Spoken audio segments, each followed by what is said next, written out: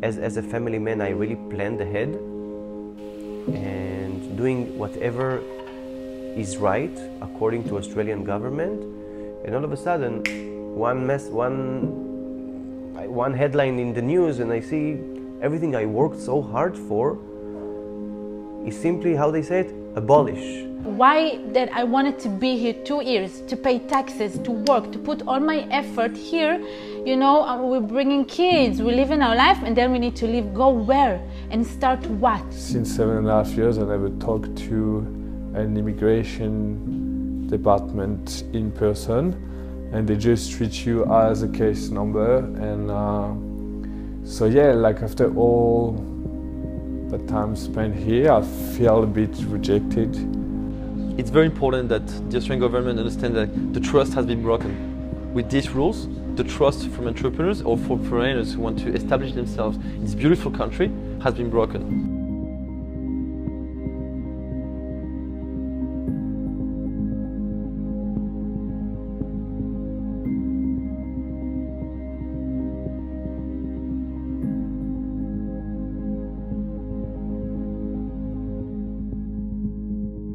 I'm a marketing manager. I'm doing a lot of sales strategies. So I came here by myself for 2 months.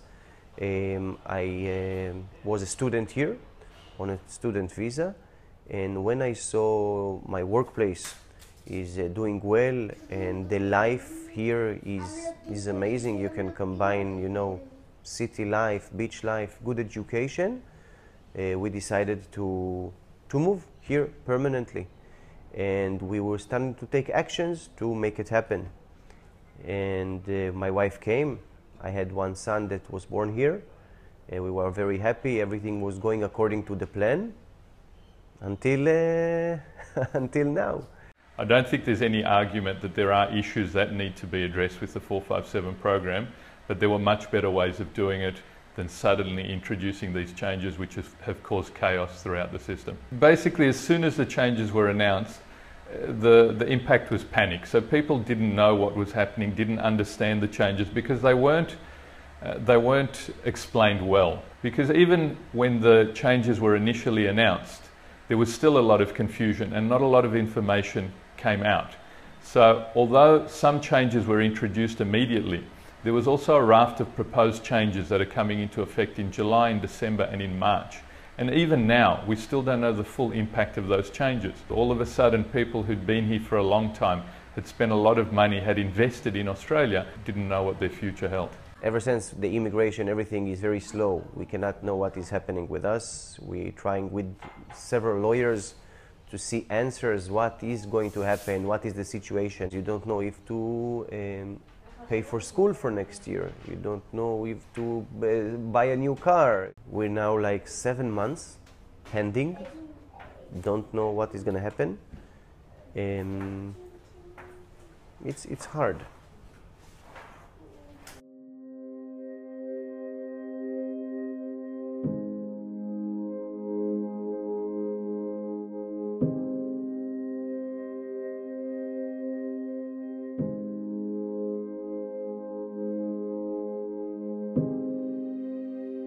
It's been always a dream since I was little, and some of my friends came here and told me a lot of good things about the country, and I had a chance to come here, so I took it. I first studied in Martin College in Sydney, did an advanced diploma of management, and then I lived 4 years on the Gold Coast and went to Griffith University, did a Bachelor of Business, International Management. I started a company about 6 months ago, importing jewelry that I've designed, and now that I have to go, I had to rethink the whole strategy for the company. The big impact will be on Australian business. Australian business is already suffering because of the changes, and that is just going to get worse. And ultimately, it's going to impact on availability of employment for Australians, because if business suffers, employment opportunities for everybody suffers.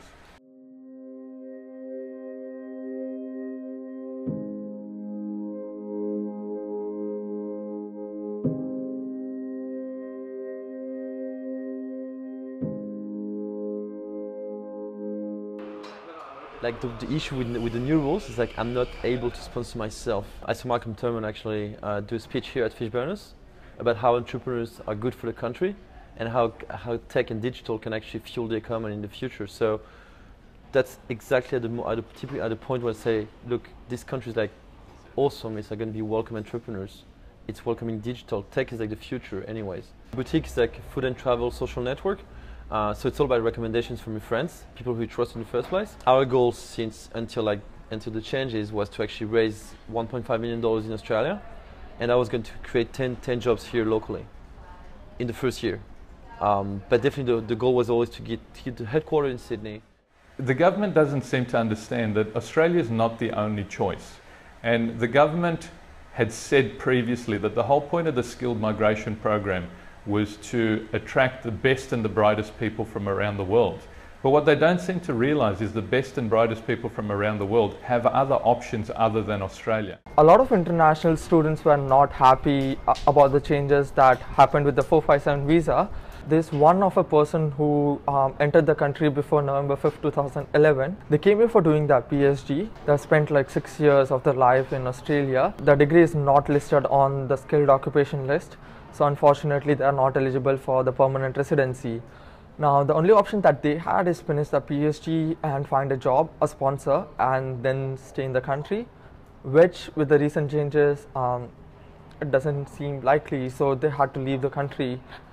Come on, they have given like 6 years of their life doing PhD, which in itself has like the highest regard at least. Unknowing in our situation, it's very intense. You know, the wife becomes stressful and you start to think, is it right for us? Maybe we did a mistake, because you get the feeling that you're unwanted here. And this was the exact opposite feeling we had when we came here. If I would know that something will happen like this, and they're gonna tell us maybe that we need to leave and I'll have to take my son out of school, so I wouldn't come. I heard about not one and not two people that they say to them, look, we cancel the application. You get some of the money back that you paid, but you have 60 days to leave. 60 days to leave. Like to leave the country, to leave Australia, to take the son out of school, to stop working and do what? And we had like a big dreams about living here. The ones on bridging visas, it's very difficult because the ones who had applied even before the changes were introduced, the latest raft of changes apply to them as well. So there are people who met all the requirements before they applied. The new changes came into effect. They were applied retrospectively and now they don't meet the changes. So some of these people are being given the option of either withdrawing their application and trying to seek a refund, or the department will refuse their application. It's very confusing. You don't know what to think, and you can't even plan. The lawyer said you can't do anything. You can't go, you can't visit, you can't think about your life here or in Israel. You can't do anything. You just need to stop going on, live your life like nothing happened, but basically something happened. So in your minds, in your emotions, you still feel, it's very hard, but you can't do anything. It's like it's not in your control. It's very hard for a family not to be in control. They don't take in consideration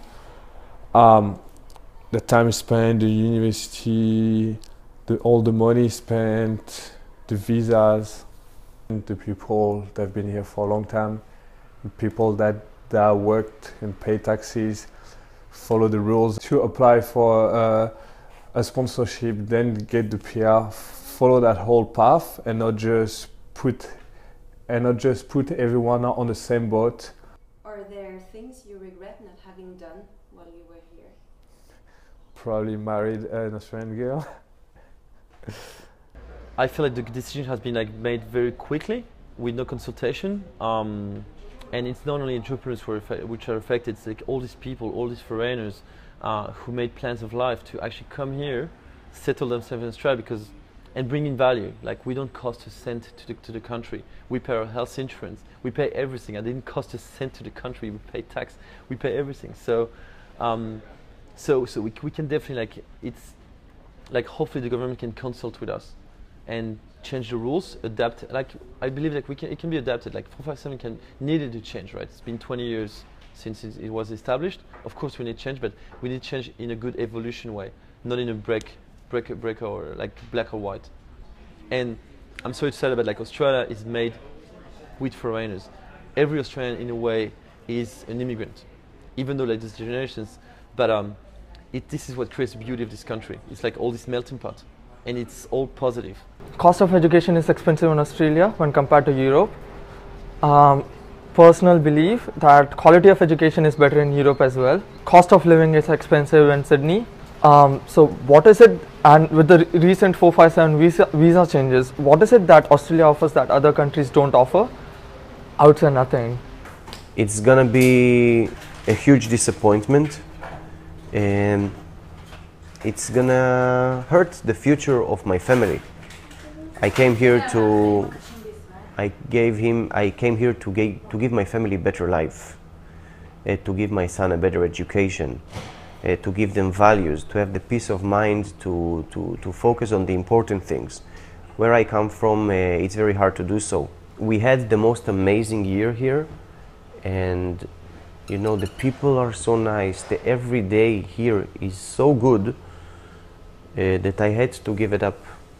You want someone to give you an answer. You know what? Even if the answer is no, just tell us something, like give us something, hope, and like help us to plan our life.